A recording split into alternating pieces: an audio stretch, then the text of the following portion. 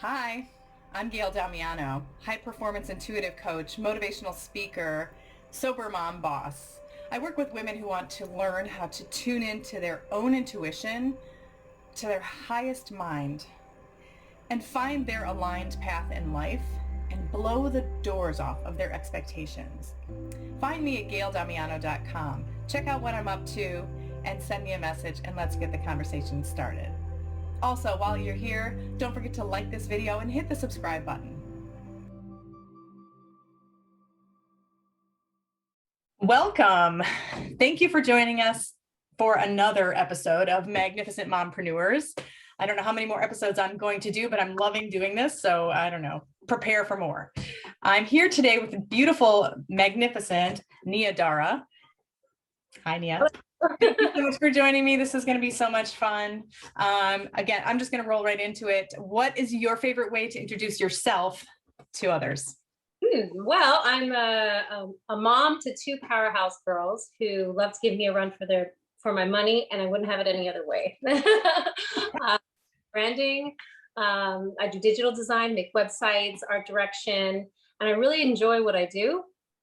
When I have a minute, I like to play soccer, or at least pretend to play soccer to get fit, and I just love being creative any way I can get it. So yeah, that's me. Awesome. I know that I've got some soccer playing friends, so they will probably resonate with that. Awesome. I've never been a big soccer fan, but personally, I think it was just like getting tortured in high school and having to do all that running. I didn't want to do it. I just said, forget it. Soccer for somebody else, but more power to you. Good for you. It's a fit, got to keep up with it. It's a great way to stay. Yeah, that's probably going to come up in our conversation too, is, but we'll see. The whole staying fit as a mom. I know lots of moms who, after they have their first child, they might bounce back close to where they were before. And not that that's any kind of measure of the human being, obviously. Women, mothers, people who give birth, go easy on yourself, because you're going to be fine. Everything's going to be fine. But I know a lot of women too, they tend to just pack on more pounds, and then they just get, we're 20 years into this and they're like, how do I got to lose the baby weight. It's 20 years later. So it's funny. So it's good that you're doing that, staying fit. And, I have a program too that I started called 30, 60, 90. It's just literally 30 push-ups, 60 crunches, and 90 squats every single day to keep yourself in check. And yeah, it's a workout. It's good. So as long as I can have somebody reminding me to do it. Is that for you? You have somebody that like kicks your butt out the door if you're not feeling it? Yes, Brandon does that for me. He is great. And also keeping to a really good schedule works for me. Like the routine, I used to fight the routine, but now I embrace it. And there's time every day or multiple times in the week where I know that that's my allotment to burn, do something good for my body. And I'm able to stick to that routine, it's magical, and the results are there. When I fall off, pay attention. Women who are watching, everybody who's watching, pay attention, because this is such an important conversation. The time is there. We all have the same 24 hours, right? You hear this all the time. We all have the same 24 hours in a day. It's what you do with it. So you find that allotted time, or you put it into your calendar and you make sure you do it. It's so important. Thank you for saying that. It's like very, very important. Anyone who is looking for time in their schedule, like, just be patient with that process, because if you do have children in your household, and depending on if you have a new baby or children in school, that schedule can look very different. But be patient with yourself, and when you do make that time, just go slow, build it in slowly over time, so it becomes like a really rooted habit. Now, it's not even a habit; it just becomes kind of like second nature, and that's the easiest way, at least for me, to get successful results. How did you discover that you were actually passionate about serving others in the way that you're doing today? Like, I'm sure it started out different than the way it looks now, the way you show up in your work, on your website, with everything that you're showing up as a mother, everything. How did you discover that what you're doing now, because it's brilliant, by the way, if nobody's checked out her work, you're going to have to do that after this, especially. But how did you discover that you're passionate about it? And just tell us about that journey. Oh, yeah, sure. So I am, I think, innately a person of service. I really do want to help. And I think where I am today and the thing that brings me joy is that I get to serve and be creative. And I think that those are two things that in my professional life, and my creativity is like my lifeblood, and it comes through in a lot of different forms. Even if I'm trying not to be creative, quite often I will be like channeling something, even if it's in the meal I'm cooking or something like that. So, but my journey in the digital space, started out, well, actually, I can take it even a step further before I even got into the digital space about 12 years ago. Prior to that, I was actually in the fashion industry and the beauty industry. First as a model, and then I did some on-set work, hairstyling and set design and things of that nature. And then in beauty, I was doing, I got into beauty as a licensed cosmetologist because I wanted to do hair and makeup on set at the time. That's what I thought. And then I had to change it. So I actually got into career development, portfolio curation to help professionals to break into fashion and film. But all of that got me into the digital space really came by way of the beauty school where I got my license. I was working in the career development and management job placement department. And I started on Facebook. I created this like jobs board. You know, they had a somewhat antiquated system where they would put like a postcard up with the job listing and then pin it, and by lunchtime it would be gone. I was like, well, that's not gonna work. Oh, antiquated. We're going back to the 80s, people. Yeah. And one of the things that students were on the salon floor on their phones on Facebook, and I was like, well, this is it. So I was able to, you know, connect with the alumni and the students, and got into getting them placed in their jobs more quickly, being able to provide announcements more quickly. But that was like the taste of getting into them. Really liked it. And then from there, I started, got into Wix. They had a location in the city, which was a co-working space. And I started building websites, and it just kind of compounded. And I found this like love for like creating things online.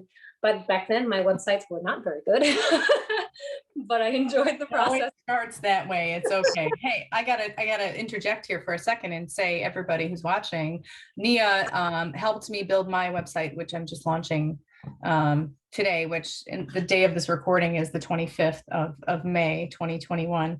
So BOLO for that, be on the lookout for that. And she, you know, it's my eye and her input and just like a really fast turnaround. And really, I'm super excited about it. And I'm so grateful that I was introduced to you and I found you, and so great. I understand the passion behind, first of all, being a person of service, wanting to help people. And it's almost like you're pushed to do it. You can't help it. You just can't help. You've got to help people in some way. And the creativity part of it, what you said reminded me of, well, my life, first of all, because I'm also an artist and a creative. But there's a book that I read recently by Elizabeth Gilbert. It's called Big Magic. Yes. If you haven't read it, read it, because it's all about the creativity, living through creativity and understanding how to grab onto ideas or let them go. And just, it's really brilliant and really well done. And it just made me think of that. And I wanted to say, if you haven't read it, read it, because it's like, yes. Yes. So wonderful. Yeah. And of course, when you first started, your websites didn't look as great as they do now, but that's the whole learning curve, right? When I first started, you know, working with clients, it was a totally different way than I'm doing it now. I was health coaching and helping them, you know, choose good foods. And, you know, that's part of what I do now. It's all about inside out, but it's not at all what I do now. So it's like a whole different version of me, you know, as we evolve, so does our work, right? Absolutely. Exciting. And that's where the What's that? That's where the mastery comes in. It's all of those hours of refining and shaping and building. So yeah. That's why we get paid the big bucks, you know, because people hire us for our mastery and our life experience, you know, so that's honestly what it is. So what advice do you give to moms then who want to do it all? Like I say, do it all, run their own business. And, you know, what do you tell new moms that want to do that? Well, I think moms already do it all. I think for questions, you figured it out. Yeah. If I think about any one mom, I can't. There's not one I think that I don't know that is really has her hands in all areas of her life, right? Whether it's career, home and family, relationships, and personal time, maybe, hopefully, right? Right. What is that? This is personal time for me. So yeah, this is great. Right on. Yeah. So if you want to do it all, you probably already are doing it all. And I think it becomes more about figuring out a way to support yourself through doing it all. Putting systems in place if it is about starting a new business, or coming into the online space and taking on more tasks around your work. Make sure you do what you can to support yourself both in your home life and in your business. And I think childcare is a big one for moms. Mhm. Who and when, where the children are going to be, who's going to watch them, whether it's relatives, after school programs, daycare. That can be a huge either problem solver or a huge stake in the road if we're trying to move forward. So a lot of planning around that to support yourself any way you can, and most importantly, be patient with yourself in the process. One of the biggest things I've learned about myself and what inspiration parenting has brought to me is to be patient. I remember how impatient I was before I became Me, I'm still struggling with it for sure. Yeah. in progress. So there's no Yeah. perfection, but and also the expectations that I had prior to having children, my career goals, like what I expected to get out of a day, how much I was supposed to deliver. I needed to be 120% all day, and that just is exhausting, I think. But unless you have it, and if you do, there's no judgment. But just be patient with the process, and also know that life happens in phases, I think, especially when you're raising little human beings. And so, where they are when they're 1 year old to when they're 5 or when they're 12 is going to look very different in terms of just even the way your household flows to the way your work flows. And so that's really where the patience comes in, where I'm learning to really, that the dreams and the goals and can happen. They just happen in a different pace. And if my mind is open to thinking about what's possible versus trying to control the narrative like so finely, I'll actually have better flow and I'll enjoy it more, and things will just kind of happen. It's like yeah, it's interesting because that actually is true for everybody. Life happens in these phases, and I'm working with a client right now who's working on landing her dream job, right? And there's a lot of these chunks of interviews and phases, and I can't do this, and nothing's ever going to move, and suddenly everything's moving, and it happens like that for all of us. But I would add on to what you're saying is that when you're a mother, it's just like amplifies it, because you're like in this super fine focus of for a mother of a young child, especially when I'm just starting out, but anytime. That's my experience. I have an 18-month-old, so it's like, who is he? Where is he? Who is he with? When is nap time? Did he eat yet? How much did he eat? Daycare isn't like up in the air right now, so it's like, but around all of that is my career focus, right? So it's kind of like, yeah, it's going to come in chunks, and it was totally different before I had a child. It still came in those phases, but it was like, I am very grateful for being shown that I can still do this in minimal time. What was I doing with my time before? I don't even know. Thinking I didn't have the time to do stuff, I guess. Who knows? I have to say, you are exquisite with branding and elevating people's web presence. And I want to ask you what one piece of advice is that you can give to someone who feels overwhelmed by branding. So feeling overwhelmed by branding is actually very common and very natural for a lot of people. So if you're in that space, you're not alone. The best thing to keep in mind about branding is continuity. That's first and foremost, and learning how to self-edit. As a creative, it took me a lot of years to learn how to self-edit. I want to put everything in and make it all like and bloom, and we don't need to do all that. That's actually quite distracting if we're trying to invite people into our services and products, right? So learning how to self-edit and be continuous throughout, right? Having the same similar messaging, the same font stylings. You don't have to have 15 different fonts on the site. 2 works really well. Keep it similar across all your channels. I think sometimes I'll find that clients will want to put on a lot of things, and they don't necessarily need to if they want to pare it down. And that's usually what I try to work with my clients. So always trying to help them pare it down to make it really manageable, really easy to run their brand over and over. And I'll also say with branding, so we want to have continuity of visuals, right? So when it comes to brand colors, pick a few, stay in that realm. Fonts, the same thing. Take advantage of white space or negative space and give your content room to breathe. And when in doubt, I always say, look for your inspiration first, like sites that you really love, people that are already in your field and in your network, so you can get a sense of what the conversation is that's already happening in that field. So if there's a, someone that you aspire to be in your industry, take a look at the conversation that they're having on their site, because that'll give you some direction as to how to really serve the person on the other end. And truly, that's what we're here to do. Our website, or the brand's messaging across social is an opportunity to serve others. And so we want our branding to answer a question, to help solve solutions and make our services and our products easy to find in terms of brands. This is like brand styling and all that kind of thing. I know people that, especially when you're first getting started, they tend to think of, oh, I have to brand. I have to think of a brand. I have to create a brand. No, your brand is you, right? So can you talk about that just a little bit? Yeah. So it will shift a little bit if you're talking about a personal brand versus a product. So your personal brand, you genuinely want to be personable, right? So quite often we get as all of us professionals in our field, we get very scientific or very like top heady. We get like up here about like our business or whatever we're talking about. But we need to bring it down to a conversational discussion. And we want to be really authentic and communicate and answer the pain point. That's always the first place I'd like to start is, how does your service, product, or experience of your business improve the quality of the person's life that you hope to be invited into?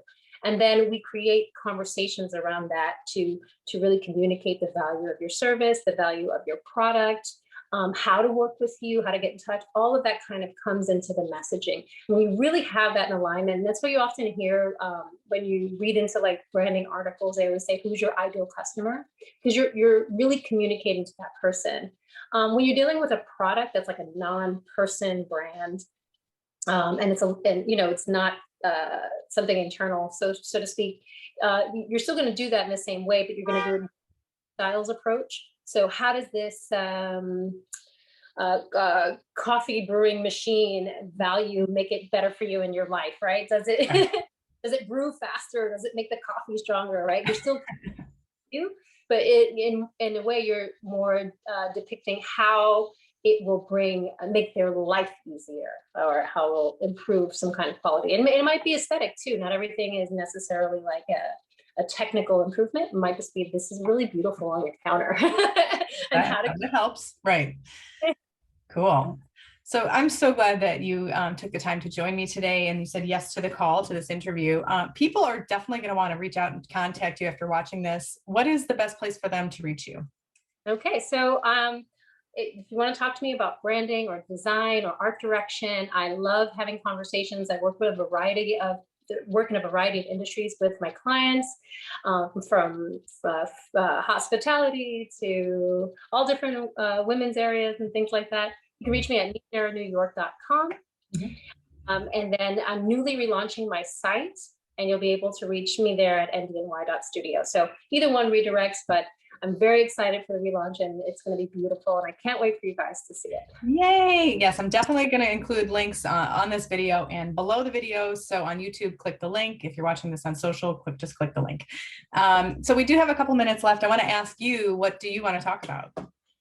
Well, I think, if going back to the branding, if people are curious too about how to go about branding, one of the things I want to talk about is replication on social, because this is a big one. Quite often you'll have a really good, strong brand strategy, a person out there in the world, and they may happen to get bored of their own branding. I've seen this happen quite a bit, and want to change. Have you ever had that feeling of, they're like, I've been posting the same thing for too long? So don't give up on your branding, stick with it, keep with the messaging. More often than not, a very small portion of our audience across social has an opportunity to see our content in real time. So when you put all of that good hard work into creating a beautiful branded story and narrative and design, give it time to really play out and let the audience see it. And don't give up, don't throw in the towel too soon. Because there's a lot of people that need to see what you have to offer, and they just need the opportunity for it to show up in their feed. Yeah, no kidding. Those algorithms are killer. I tell you what. Yeah, they really are. Yeah. All right. Well, thank you so much, Nia, for doing this. I can't wait to see the response that we get and see you out in the world once the world is open for business, which soon. And thank you so much. And I'll see you on the flip side. So much for having me. Thank you, everyone, for spending time with us today. Thank you. Fun. This is fun.